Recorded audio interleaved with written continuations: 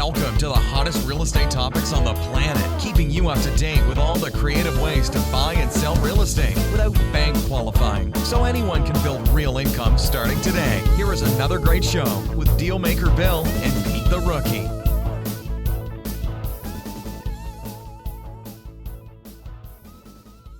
All right, here we are, another episode of Flipping Houses for Rookies.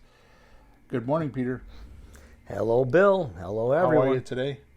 Doing fine. How you making out there? I am still in Florida, and I'm doing it to it. I put long pants on today and went out to the car because I bought a printer yesterday because I needed a printer. Yeah, we won't go there because mine is up in Connecticut. And I came back in and said to my wife, Pamela, I think I might need to wear shorts today. So there you go. All right. So before I get started, I'm going to drop a bomb. Okay. This is episode number 380, and I'm going to tell you the name of today's episode. I want you to know that we have had some major changes in real estate last week. So the next couple of podcasts, I will be talking about that.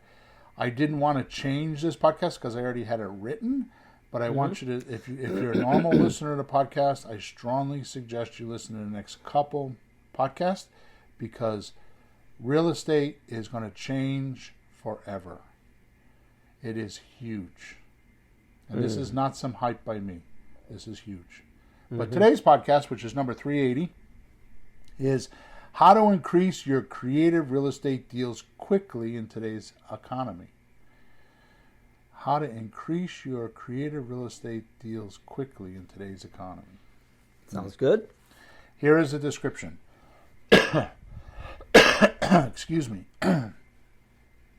As the economic landscape, excuse me, my goodness. As the economic landscape of creative real estate shifts beneath our feet, we all start to wonder how we can not only survive, but flourish and prosper. And we all hesitate to pivot when we need to, often waiting too long, then having to catch up. Of course, losing profits along the way. These challenges not only affect the rookie on what to learn today, but also the pro wondering if he or she is doing the most current deal structure for himself, the seller, and the buyer. Imagine having those best strategies that could turn the tables regardless of your experience. We're talking about doing deals that could make the difference between doing what you are doing now and comfortable retirement. So, if you are ready to explore some possibilities that today's creative real estate holds for you, this is your moment. The next chapter of your life story could be the most exciting yet, and it all starts by listening today. So grab your favorite beverage and let's get started. Okay. All right, there we are. Strong words, Mr. Hawthorne. I got it. All right. So housekeeping. So first of all, thank you for listening to us. Thank you for any support you give us. Make sure you subscribe to wherever you're watching us or listening to us. Make sure if you're on one of the platforms, because we live stream usually on Thursday mornings at 9:30, sometimes on Saturday mornings at 9:30, depending on what my schedule is and Peter's schedule is. But on those platforms, you can give us a thumbs up. You can give us a comment. We love that. You know how social media works, Peter. The more comments we get, the more people that give us feedback, the more people that see it, and then that whole thing. Snowballs. I don't necessarily play that game, but if it's up to our listeners to do that for us if they like our content. And of course, if you need any help, if you're on those platforms while we are live, you can type in the in wherever they allow you to chat or do any description or anything like that. just type in there, and I have a screen in front of me, and I can answer your question if your questions are pertaining to the podcast. If not, then you go to flippinghouses4rookies.com. Top right-hand side is a support button, and you can send us a support ticket for myself or Peter, and I will respond. I usually respond to them. If there's a question for Peter, I'll send it to him, and he'll respond, and I'll send it back to you. Okay? Last thing is you could go to a couple things that I have. I never talk about, but on WhatsApp Messenger, I talk about that all the time. Let's Talk Real Estate. Or you can go to creativerealestateanswers.com, and I actually have my own AI, so you can ask questions about creative real estate. So it's creativerealestateanswers.com. You can go there, and it can answer a lot of questions of how I would answer your question if I was live with you on a call. Okay? Whew, get through that. I always, that's not my favorite part of the show, huh? Well, I'll get a pre-record for you one day. We'll insert it. We should do that before we go on air. Yeah, just like, and here, a message from us. Emma goes, click, and there it goes in there. Here we go. All right, Pete. So today, I'm going to introduce a new concept for getting deals. Really? So the listeners need to pay close attention, because I've never done this before. Because I actually do it, didn't realize I do it. I tested it with some others, and it kind of worked, but I needed to explain it. So technically, this podcast is not a podcast. It's a coaching session for my coaching clients, because when I get done, I'm going to give it to them and have them study it. So if you're not a coaching client, you're reaping massive benefit today, because it's really for them. It's a little bit advanced, but it is what is going to make you deals if you do it. Okay? But I want to forewarn our listeners, if you actually understand it and apply it, today's podcast, without putting in your own stuff to it and adding to it or subtracting to it, and you actually do it, you can't fail to do deals. It's just impossible. Right? So how do I know? My goodness, my throat is horrible. I'm going to clear my throat.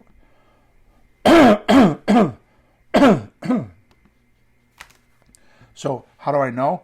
Because the few that have implemented it, these secrets, have recently just crushed it. Oh. And this is really with some of my creative REI Reply users that do this. They don't even know they're doing it until I bring it to their attention, and then they just get unbelievable results. Yeah, they think it's normal. They got some good stuff from you. They think that's usual. It's the investor's personality. Wow. That makes the difference. It's their emotional level and how they view life that makes a difference. Crazy. Yeah. So first thing I want to cover is some new language. So there's two words. One is psychology, and the other is sociology. Oh, okay. Okay. So let me explain. These are the two different ways of giving an offer to your seller. Okay. Wow. So the psychology is based on the scientific study of the seller's attitude, overall behavior towards the offer, and their motivation. And how the deal would affect them, mostly emotionally. Right. So psychology is the behavior of the individual, how they respond, how they accept your offer, how they engage with you. Right? It's all of that. And you are scientifically studying it if you do what I teach you to do. And one of the things that I teach is it's not the questions, it's not the script questions that are important, it's the answers. And this is the advanced lesson or session, if you want, on what I mean by that. Am I clear so far? Yes, because we spend so much time thinking, geez, what do I ask the guy? What do I ask? What do I say? What do I say? What do I say? You can miss the point that when the guy answers, He's telling you what you need to know. And that's why you ask the question, to get his answer and listen and go do something with it. So you want a major secret? Yes. I know you know this, but you want a major secret? Sure. When you ask a question, here is what you do. Mm-hmm. You understand them. Mm-hmm. You acknowledge them. Mm-hmm. And you keep working on the offer. Mm-hmm. Get that? You understand them, and then you acknowledge them. And I listen to a lot of people talk. A lot of people don't know what that is. It's not answering. It's acknowledging that you heard them so they know. No. It's not acknowledging that you heard them. It's that you understood them. I understand that if you sold the house, your husband would be pissed. I got that. Yeah. But let me show you what we can do. Okay. Mm-hmm. Right? Mm-hmm. I understand that you want $20,000 for a new house to put a deposit on it. Mm-hmm. I totally understand that. I get it. But let me show you what I can do. And let me add, it's not, I heard you say blah, blah, blah, blah. You know, that's some something. It's not perfunctory like I need to get $20,000 for my next deposit. Okay. Well, let me show you what I can do. Yeah. You missed the understand part. You got it. They have to feel like they were understood or duplicated, or you're tracking with them, and you're just not trying to do something for you. You're actually on their side. Right. Huge nugget. I didn't write that on my paper, but that is huge. You have to understand them, acknowledge them, and then move on with the offer. Yep. Right? You don't have to take it up. Grant Cardone talked about that, about sold or be sold. He talked about how you have comments. Sellers make comments, or what does he call them? He doesn't call them comments. He calls them some kind of distraction? Yeah, I think it's, I forgot the name of it. But he said 85% of what the seller tells you is a complaint. It's not actually a real thought or emotion or an origination that is actually happening. You know, like my leg hurts. Okay, well, can we continue? Is that okay if we continue? Because so what, their leg hurts. You know, so 85% of the things you hear from a seller is just a complaint. Yeah, I don't know if I like the color. Yeah, in other words, a complaint means, and I'm way off topic here, but a complaint means you don't take it up. You don't need to answer it. You don't need to. All you need to do is understand, acknowledge, and keep moving on with your offer. So in some way, it's not really, really relevant to if they're going to buy it or not. It's just something that they're throwing out. It's not a real thing like, geez, I don't think that'll fit in my garage. Well, maybe you have to handle that. Or just something that's really important. So do you need to handle it, or should you just go on? Maybe you can My tell rule which of thumb is which. if they bring it up 2 or 3 times, I take it up. Otherwise, I don't even bring it up. That's my rule of thumb. So you're Then I better know it's off, real. if you're not sure, just leave it. If it's important, it'll come back. Right. Rather than taking it up and wasting time and getting distracted from the actual issue. So really what I should say is you understand it, you acknowledge them, and you keep moving with your script.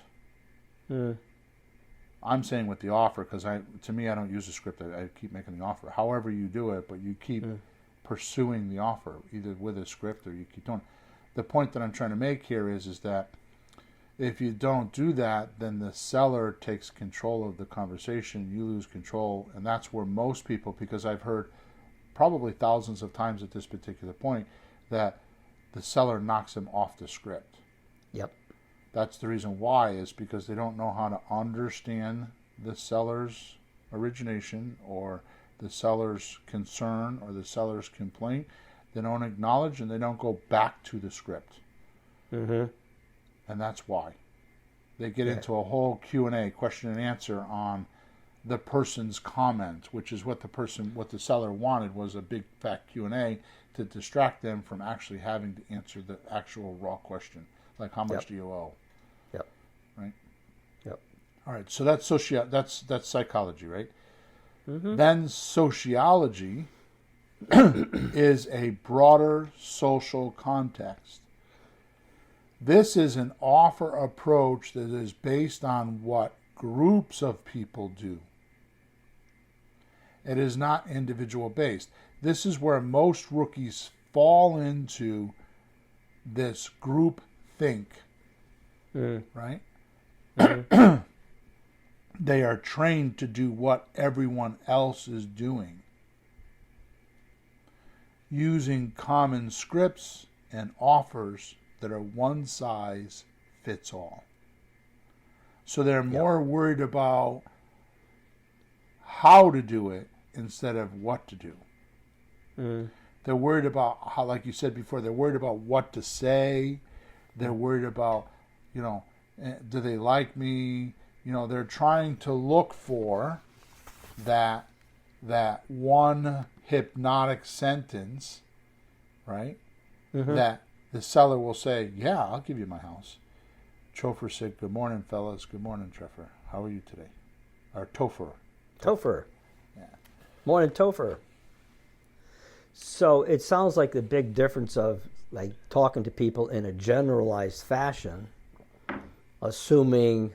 I heard something on the news, like someplace, that there's a group of people that don't talk directly to each other. They just talk about, I am this type of person, you're that type of person, and they never get to the issue because you won't understand me because I'm this and you're that. Like, no, just listen to each other. So the psychology part is more direct to the person and listening to that person in front of you.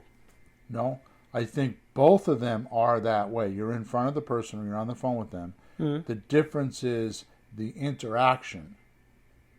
So this is kind of a breakdown of, instead of being interesting, be interested.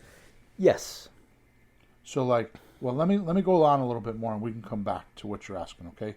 Yeah, you probably covered it. I'm just tracking along because I know sometimes I hand you a sheet of information. Bill, this guy is 70. He probably wants to sell by now because he's probably a tired landlord. So I'm not talking to the guy. I'm assuming he's in some general class. Exactly. Right? Exactly. That's what we're talking about. This is the reason why I don't look at your sheets before we go into a deal.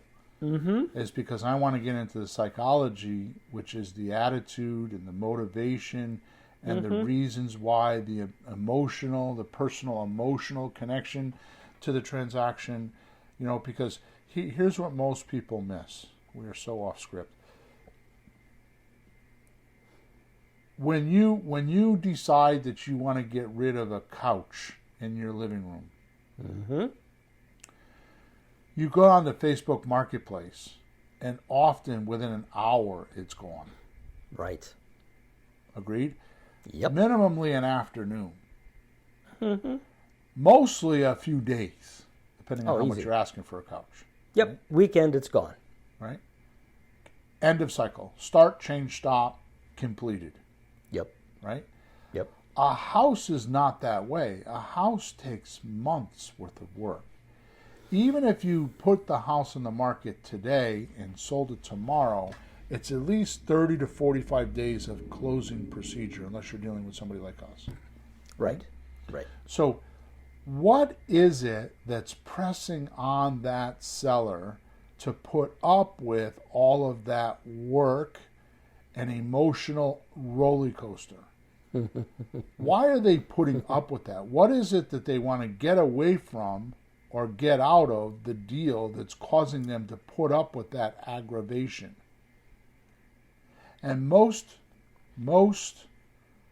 rookies don't think of that.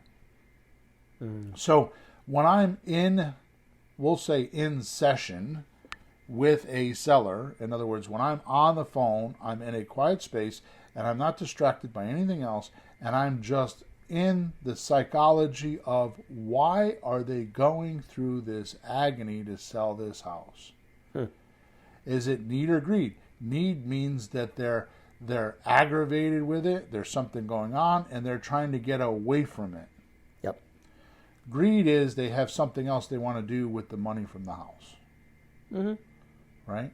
So that's why I say need deals are something within the property. Like, I'm tired of, I've heard these objections. I'm tired of cutting the grass every week. Mm-hmm. Right? A lump sum of freedom, John says. Yeah, exactly. Right? So it's like, like what's a lump sum of freedom? John Patterson, I haven't seen him in a while.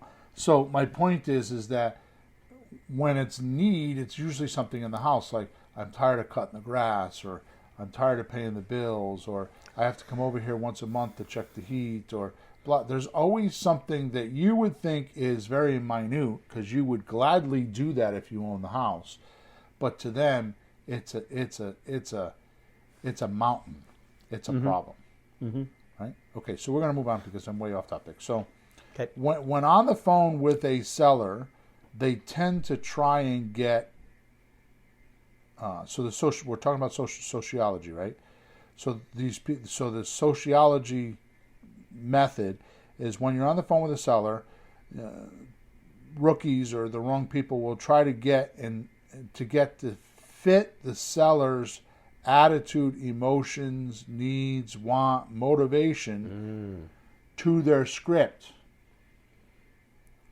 Yeah. It's backwards. They're trying to get them to fit into what they know.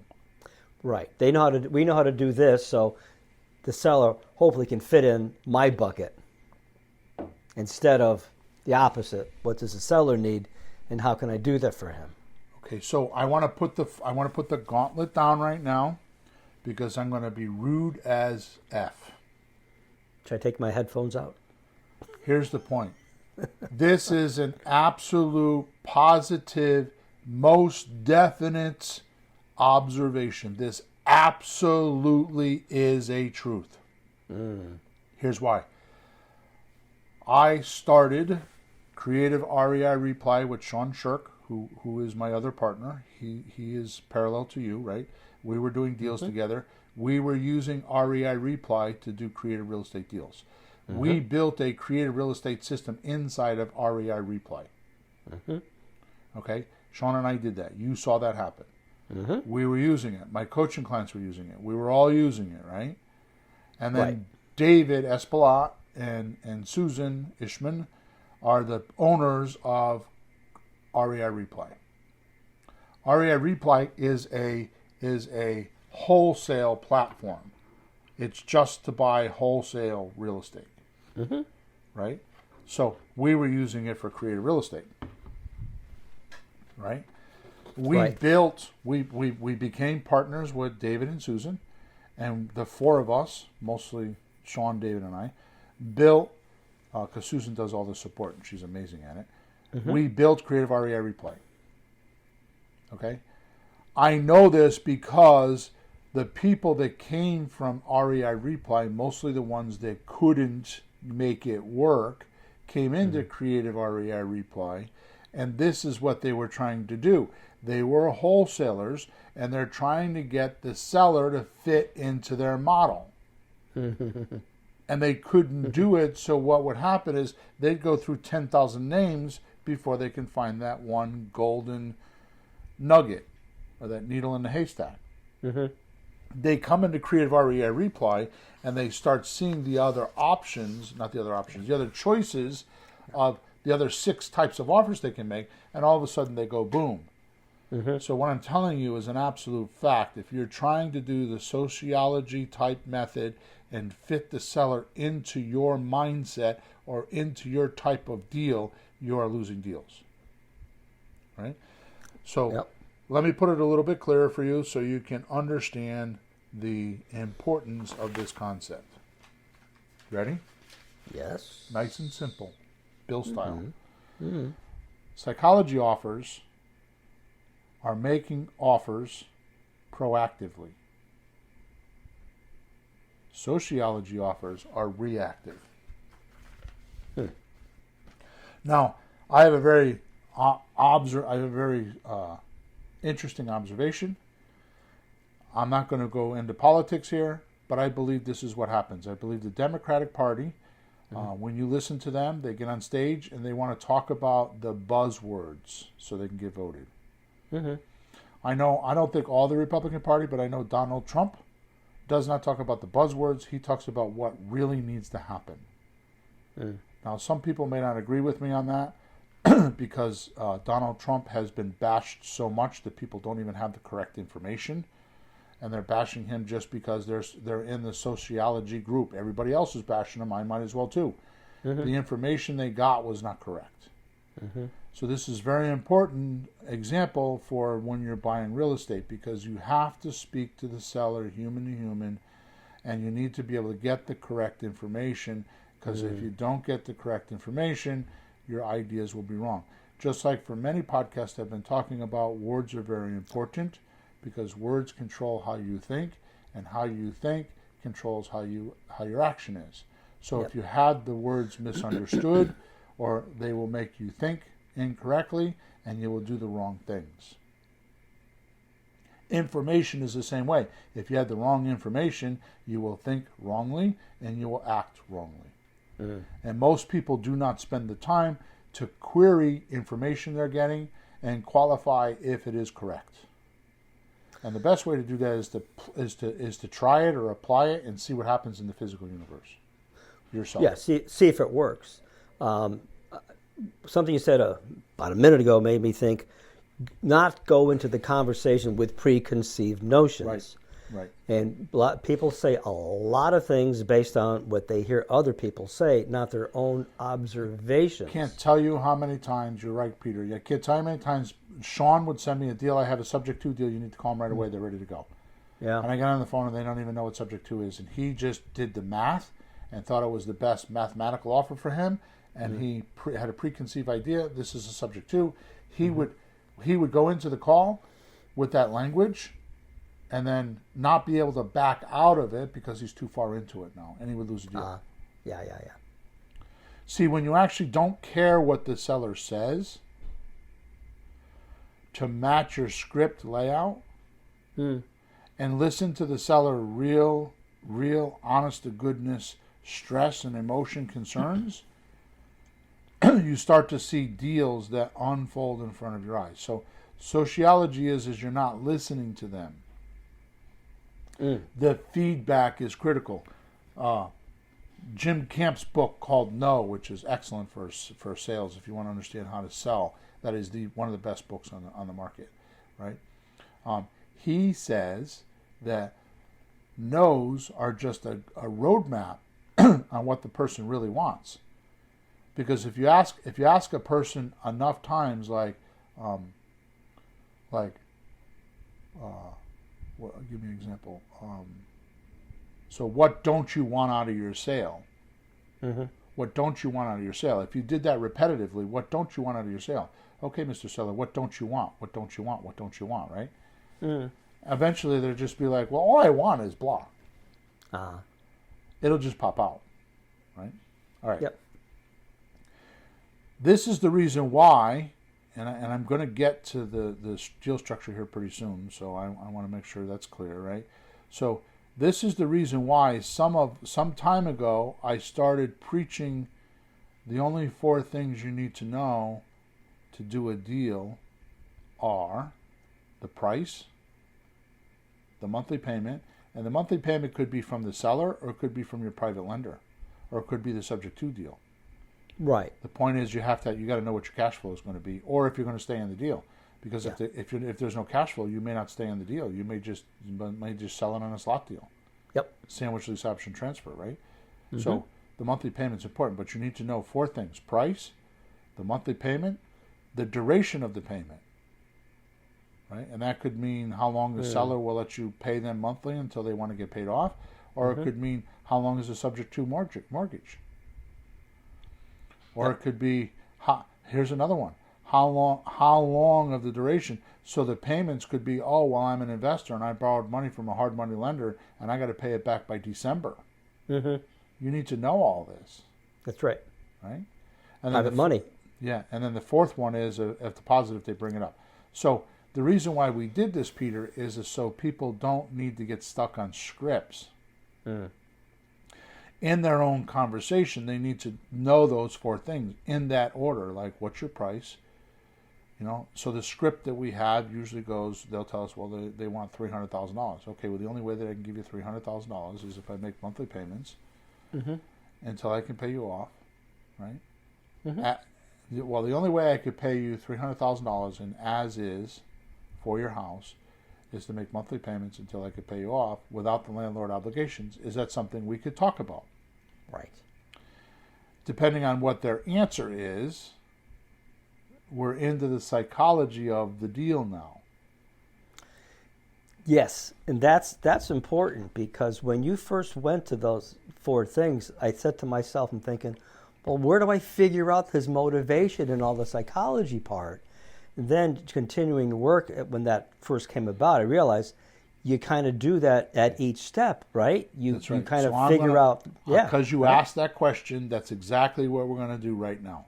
Yeah. So now here is the secret. Yeah. Because Peter keeps asking this question, and I've answered him on this, but I'm going to answer it very concise today. Okay? So here's the secret.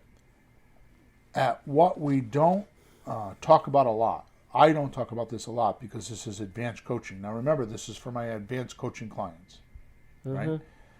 You're going to ask the questions in between price, monthly payment, duration, and deposit if they bring it up. Here are the questions. You ready? Yeah. They're not predetermined. You make them up. You're going to use the 5 W's.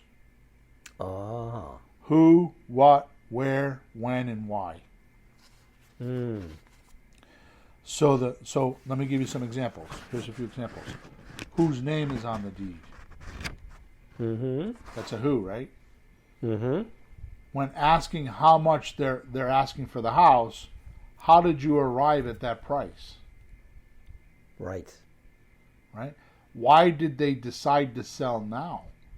Right? What are they going to do once they sell?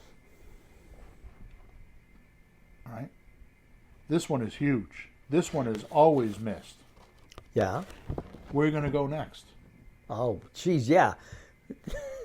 If they can't move, they can't sell. If they can't leave, yeah. Ron LeGrand puts it on his script is when did you want to sell by? Or when did you want to move by? If it's sell by if they're not living in it. If they're living in it, when did you want to move by? And that was for years, for a decade or two, what I used for motivation. When did you want to move by? Right, because if it's really soon, like, oh, this guy's got to move. He said, next year, 2 years, like, he's in no hurry. He can wait. Here's another one. So that's a when, right? When are you going to move by? That's the when, right? So here's another one. Yeah. What are you going to do with the money when you get it? That's a huge question. That busts open the motivation every single time, because remember when I started the beginning of the podcast, I said, I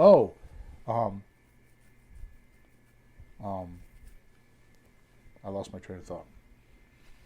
When are you going to move by? Okay, no, it's so. What are you going to do with the money? Yeah, what are you going to do with the money? In the beginning of the podcast, it's like, well, I need to go buy another house with it. I need a deposit for my another house.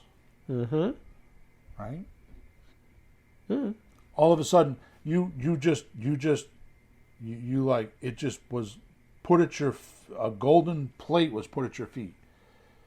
Right? You were just served on a golden platter. Yep. And then you go off of that.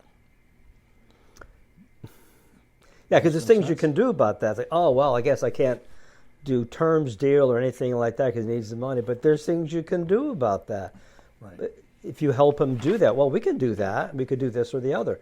You have to, I heard something the other day that the way you make money is solving people's problems. Yep. It was some smart people like Warren Kiyosaki. I'm on his Facebook page. Solve problems. The guy goes, I need the money to buy another house. I go, well, I can help you solve that. Right. How? Figure it out. Ask questions. Psychology. So here's the point I'm trying to make here is sociology bets on the deal and not on the person. Where psychology, which is what I'd like to do, is bet on the person, not the deal. So when I'm talking to somebody, I'm more interested in the person than the deal, because just like what I said to you earlier, the secret for me is, what don't you want to do when you sell your house? What don't you want to do when you sell your house? If you were to repetitively ask that question 5 or 10 times or 20 times, eventually the person will, if they would play along, which they wouldn't because they would get aggravated, but if they did, and try it with a kid, right? What don't you want for dinner? What don't you want for dinner? What don't you want for dinner? Okay, tell me what you don't want to have for dinner. What don't you want for dinner? And then sooner or later they'll be like, Dad, or Mom, I just want spaghetti. They'll just tell you. I mean, try it. It's amazing. Well, my wife is perfect at that. I ask her what she wants to do. She tells me all the things she doesn't want. What do you want for dinner? She tells me all the things she doesn't want. So we already got that down in our household. Nailed down tight. I wish I was kidding. No, we're fine. The process of elimination. I don't want this. I don't want what's left. So I prefer to bet on the person's attitude, their motivation, their emotions. I'm more interested in that because if I talk to them long enough, they will just tell me how to make the deal. Yeah, but Bill, we have to listen and ask questions and talk to people. Right. Okay. Which this brings us back to, I'm not just going to move on. Oh, that's my comment, huh? Talk about a complaint.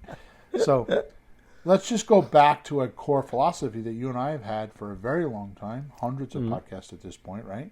Yeah. Is how to get a deal. How do you get a deal? How do you get a deal easily? So there's 4 steps.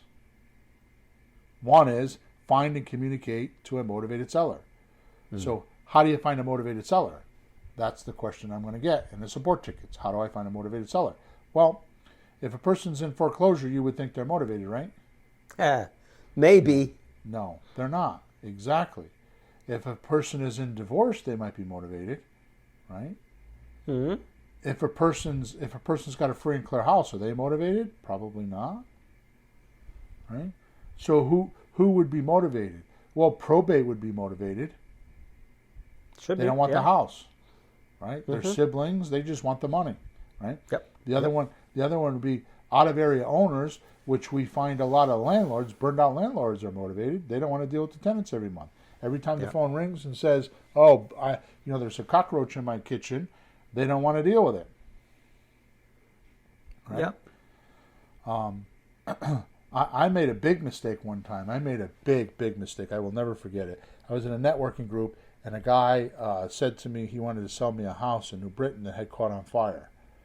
I remember that, yeah. He wanted to give me the house. He said, "I want to give you the house," but it caught on fire.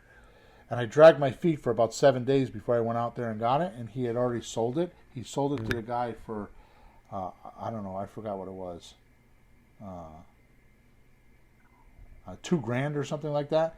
And the guy turned around and wholesaled it for like $15,000, which is what I should have done. Right? But my point is he didn't want the house. Here's the reason why. When I walked through the house and I looked at the house with him, right? Because I wanted to see the house anyways.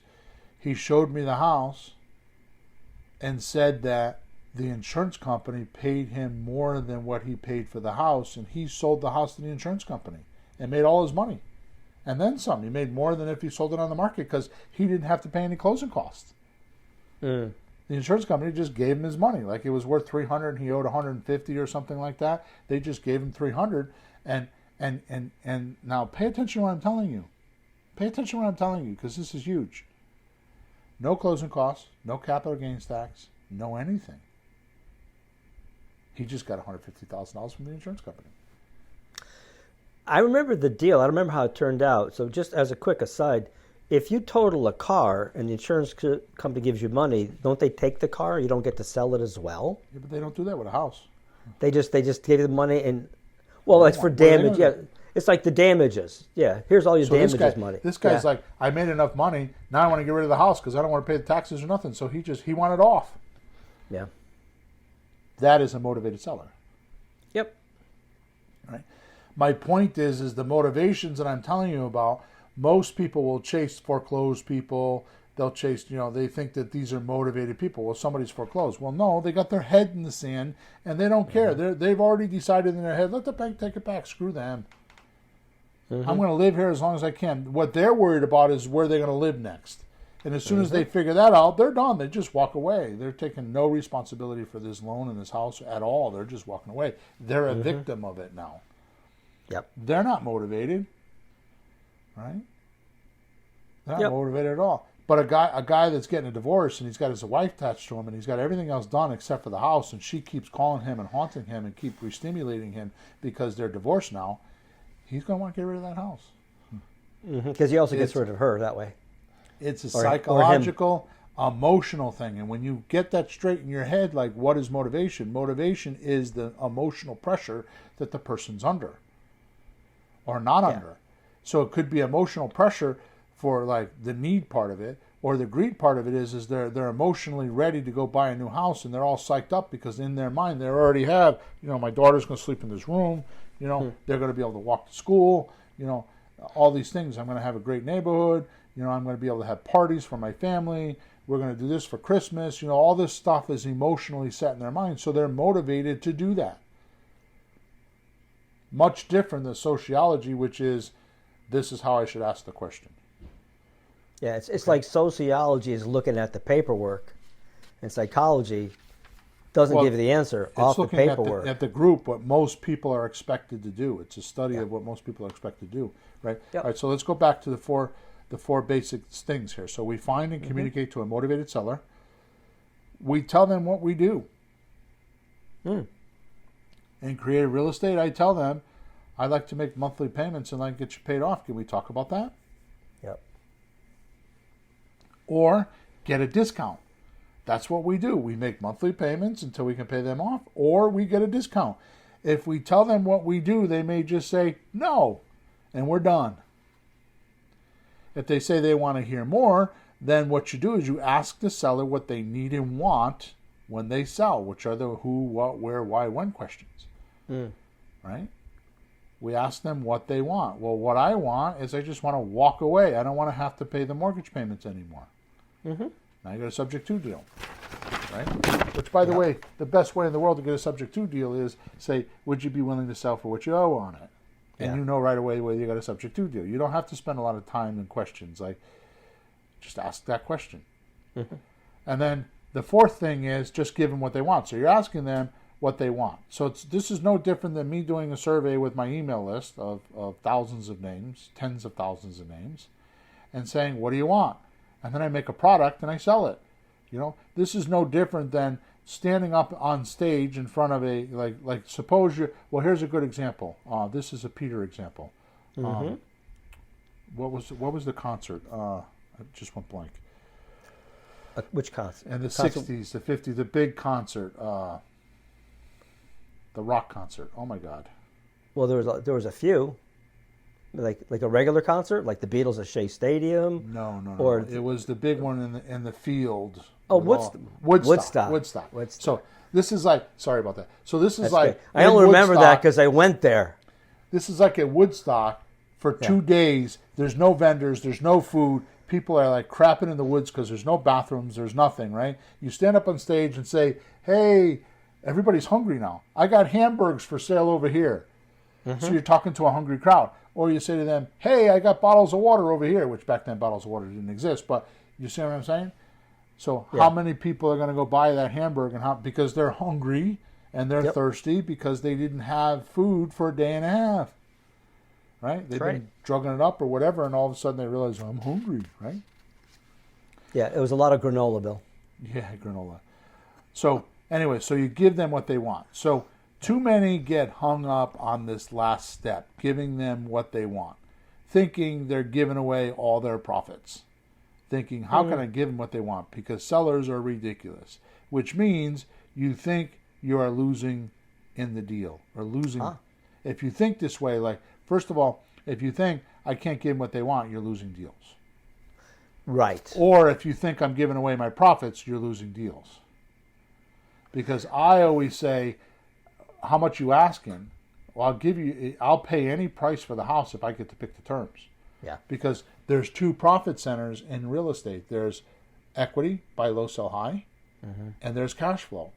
Most people, when they say give them what they want, are thinking they're losing because there's no equity. Yeah, but if you get terms and you could go across 5 years or 7 years making $500 a month, who cares how much?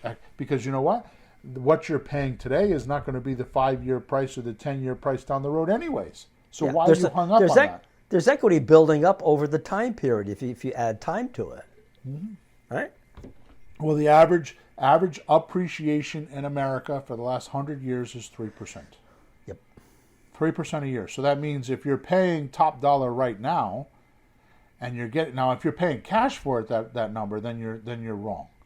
But if you can get terms, in other words, pay for it monthly, and a year from now it's going to be 3% higher, and another year it's going to be 3% higher, and another year it's going to be, even with the downturns, it averages to be 3% a year. Yep. So you have to trust the main rule in creative real estate.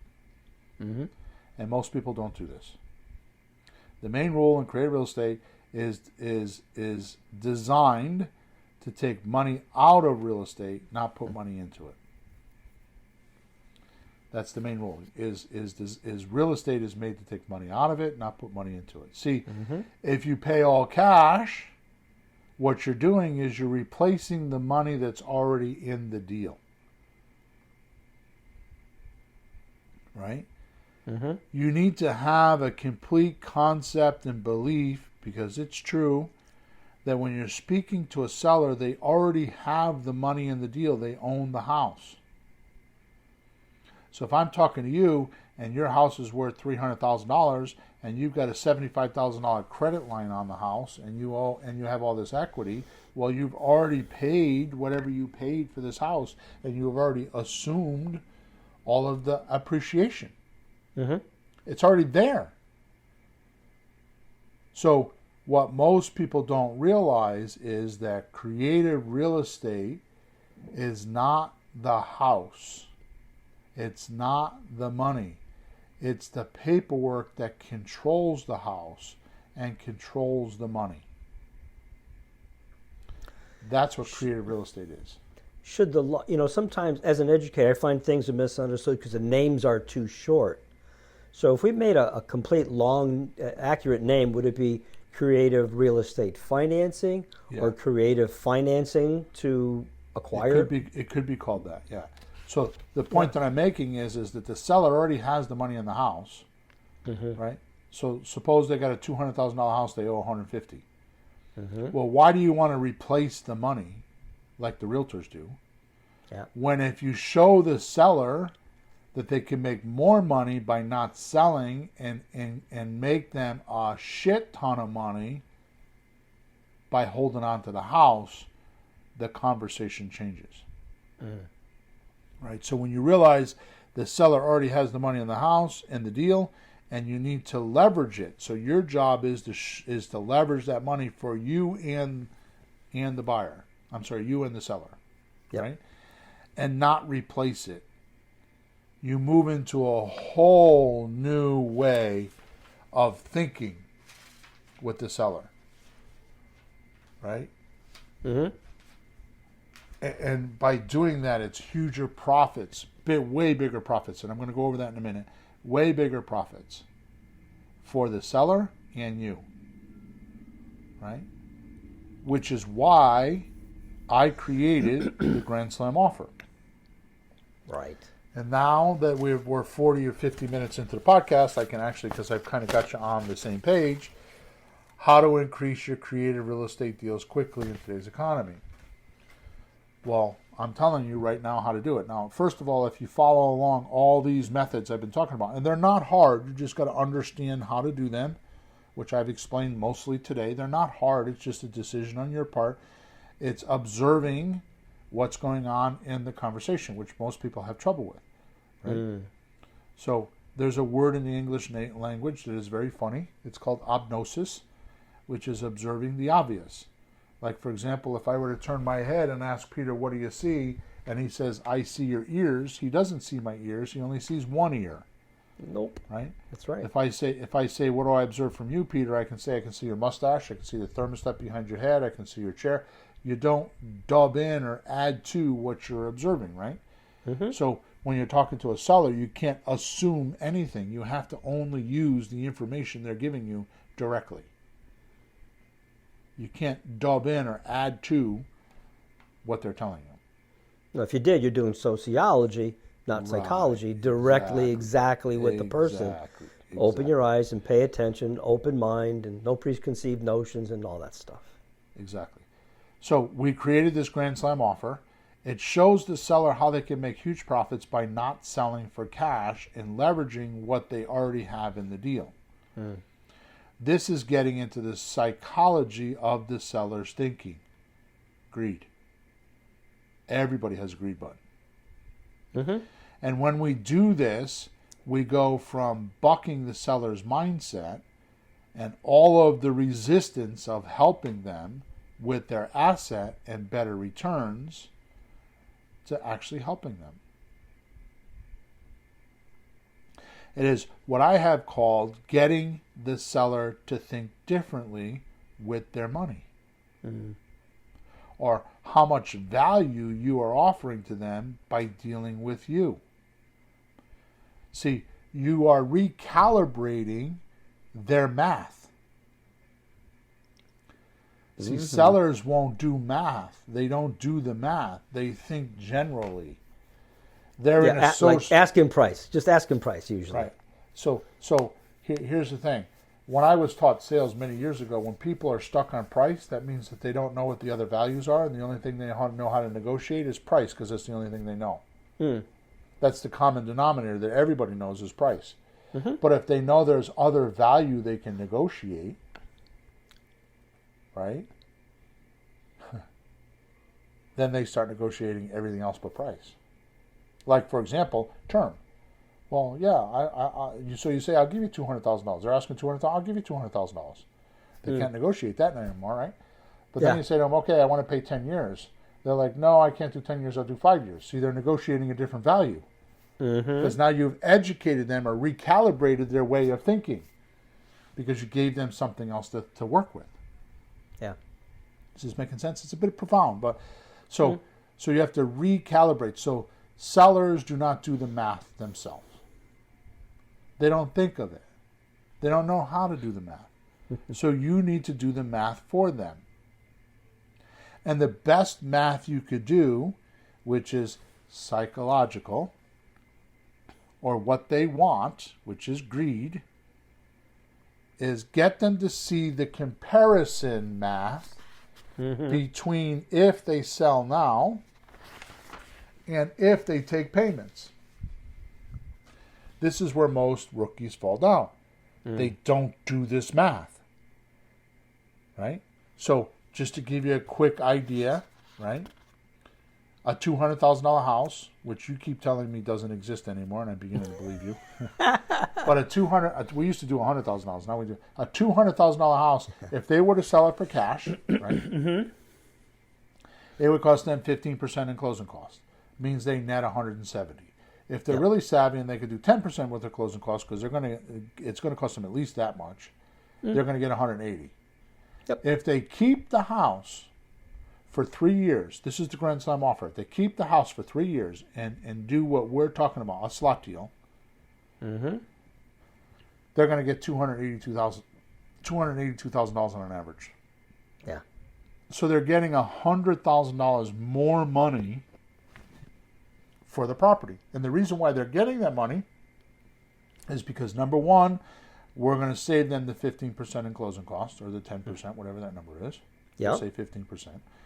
We're going to get them cash flow, because most often, most people have a mortgage rate of 3 or 4% interest, and we could get a current, we don't use rentometer or anything, we use whatever the mortgage payment's going to be, and today's rate is 8%. So if you give them an 8% mortgage, and they had a 3% mortgage, they're going to get cash flow, because the number's going up. Yeah, and the rent's based on what it costs to own the property. The lease amount that we're going to charge, the lease, L-E-A-S-E amount, the lease amount is going to be what the mortgage should be, so that they're not lower than the mortgage amount. So when it's time for them to go to their mortgage, they don't drag their feet because they have to pay too much. Right? Yep. So they're going to get cash flow.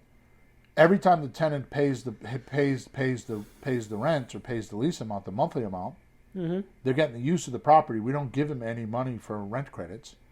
So that means you're going to pay down your mortgage, which means you're getting more equity. Plus, because you don't live in the house, you're going to get capital gains tax, which is 3.64% a year. Plus, you're going to get appreciation.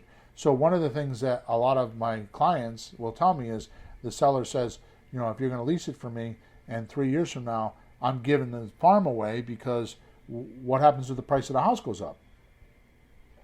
Nowadays, when we write lease options, what we do is we put 2.5%. The first 12 months, the buyer can cash the seller out the first 12 months for the agreed upon price.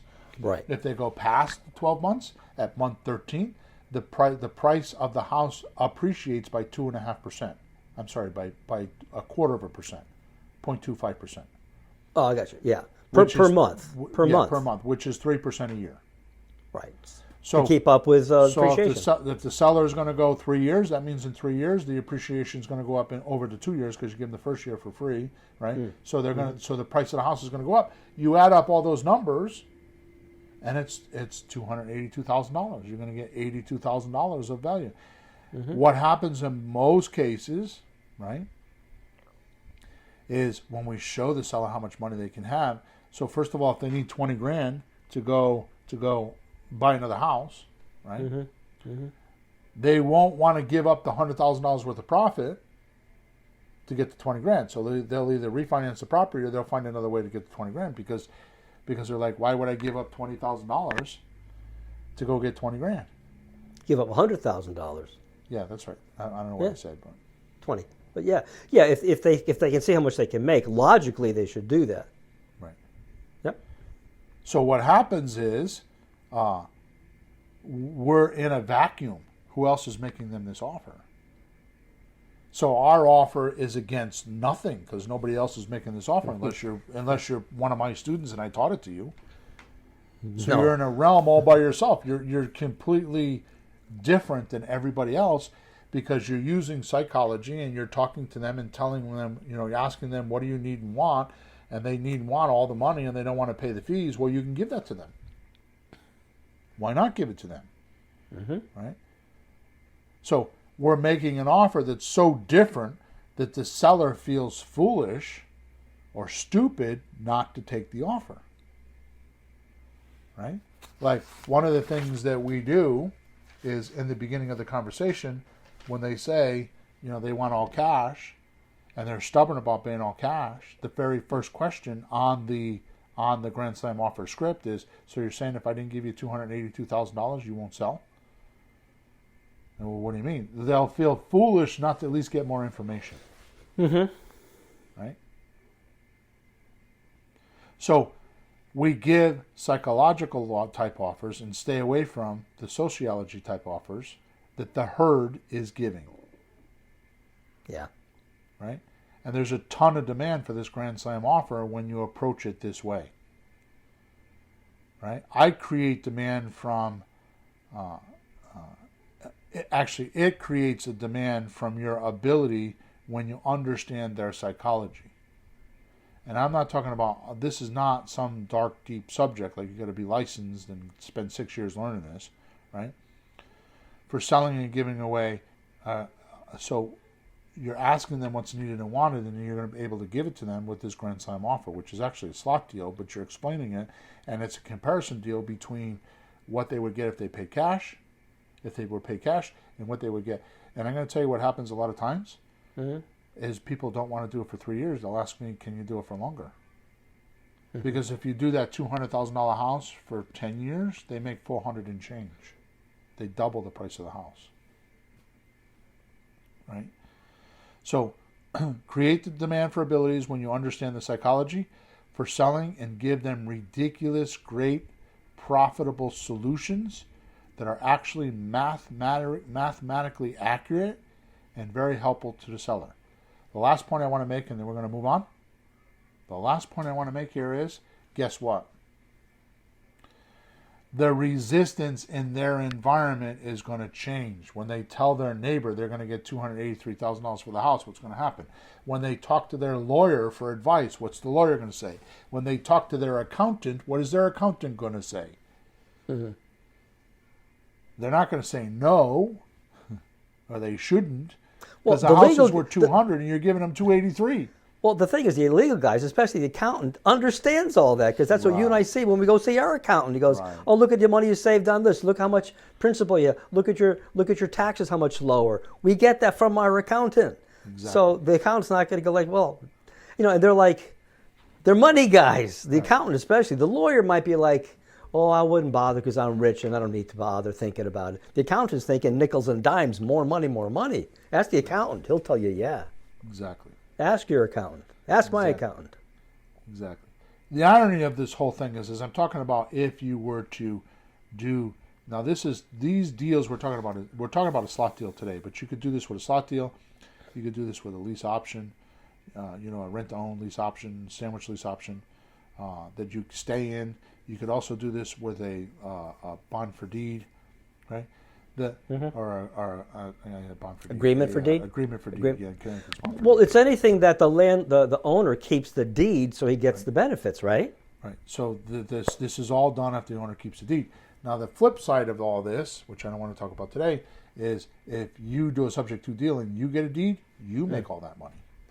Yeah, the guy says, "Yeah, but I don't want the deed. I just want to move on." Says, "Okay, we'll do subject to." You go, "Okay, fine," and then you get the benefits. Right. So commit to this philosophy today, test it out, and you will soon notice your deal flow increase quickly in today's economy.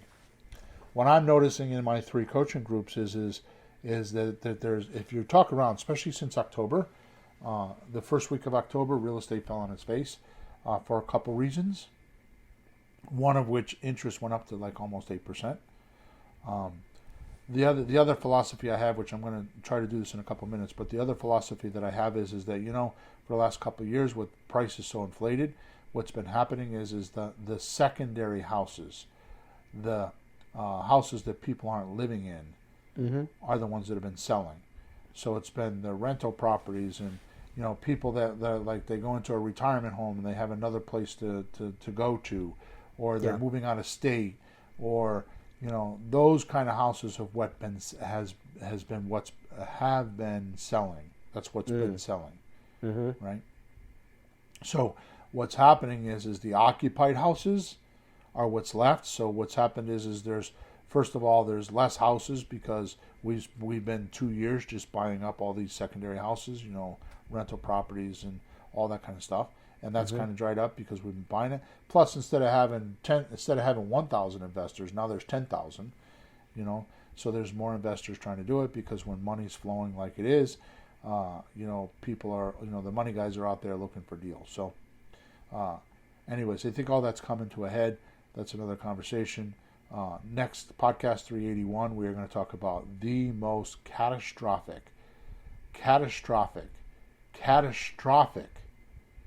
event that happened on October 31st, 2023.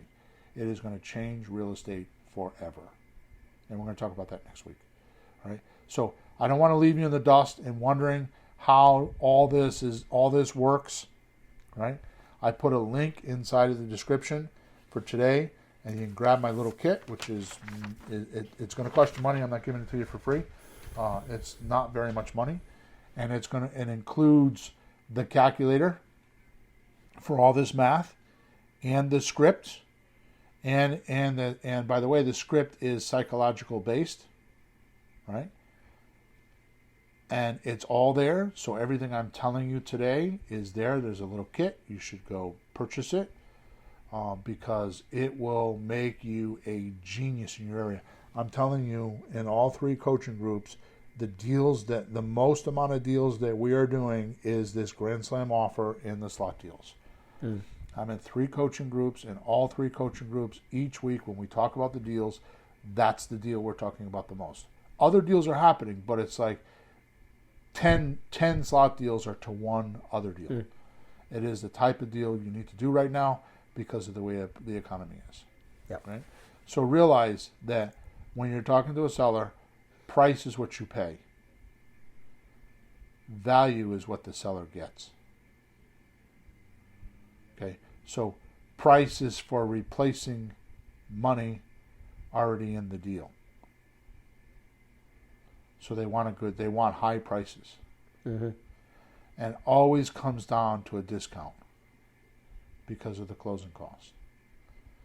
Value is showing the seller how to leverage the money that's already in the deal and get huge returns and everything they want. So psychology deals with value.